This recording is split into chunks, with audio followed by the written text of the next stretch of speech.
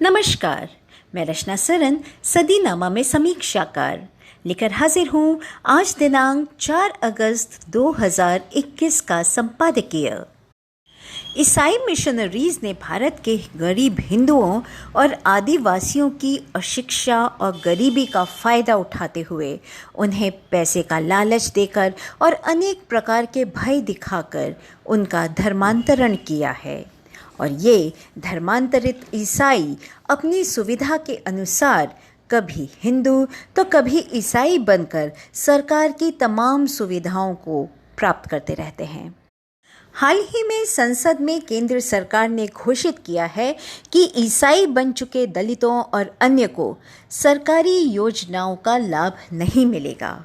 और इसी के संदर्भ में है आज का संपादकीय अनुसूचित जाति के लिए केंद्र प्रायोजित योजनाएं धर्मांतरित ईसाइयों को नहीं, जिसे लिखा है सदीनामा के संपादक जितेंद्र जितांशु जी ने। केंद्र सरकार ने मंगलवार को संसद में एक सवाल के जवाब में कहा है कि कोई भी व्यक्ति जो हिंदू, सिख या बौद्ध धर्म से अलग धर्म को मानता है उसे अनुसूचित जाति का सदस्य नहीं माना जाएगा। जैसे अनुसूचित जातियों के कल्याण और विकास के लिए केंद्र प्रायोजित योजनाओं CSS के लाभों को अनुसूचित जाति से धर्मांतरित ईसाइयों तक नहीं बढ़ाया जा सकता है। रिपोर्टों के अनुसार अनुमानित 80% धर्मांतरित ईसाई आंध्र प्रदेश में अनुसूचित जाति से थे और वे 1977 के आदेश द्वारा सुगम लाभों का आनंद ले रहे थे, जिसमें भूमि, घर का आवंटन, मुफ्त बिजली और ऋण शामिल हैं, जो अनुसूचित जाति को लाभान्वित करने के उद्देश्य से हैं। 1950 के राष्ट्रपति के आदेश में कहा गया है कि केवल हिंदू, सिख और बौद्ध धर्मों को मानने वालों को ही हिंदू माना जाएगा। जिस क्षण कोई मौजूदा अनुसूचित जाति का व्यक्ति उपरोक्त धर्मों का पालन करना बंद कर देता है, वह अनुसूचित जाति का नहीं रह जाता है और अनुसूचित जाति के लिए कोई लाभ उसे नहीं दिया जा सकता है। जैसे यदि कोई अनुसूचित जाति का व्यक्ति ईसाई धर्म में परिवर्तित होता है तो वह लाभों के लिए पात्र नहीं होगा। YS जगनमोहन रेड्डी के नेतृत्व वाली आंध्र प्रदेश सरकार द्वारा ईसाई समुदाय को दी जाने वाली मुफ्त सुविधाओं के बारे में विशेषज्ञों ने चिंता व्यक्त की है।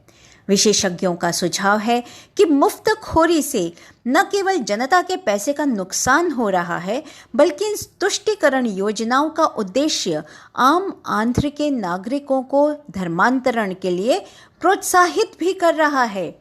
2011 की जनगणना के अनुसार आंध्र प्रदेश में ईसाई समुदाय की कुल आबादी का लगभग 1.4% हिस्सा है।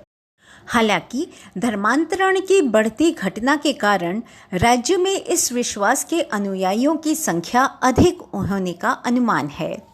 नवंबर 2020 में केंद्रीय सामाजिक न्याय और अधिकारिता मंत्रालय ने आंध्र प्रदेश समाज कल्याण विभाग को हिंदू SC OBC जाति प्रमाण पत्र का उपयोग करके आपदा राहत कोष के तहत मानदेय प्राप्त करने वाले ईसाई पादरियों के खिलाफ कार्यवाही करने का निर्देश दिया है।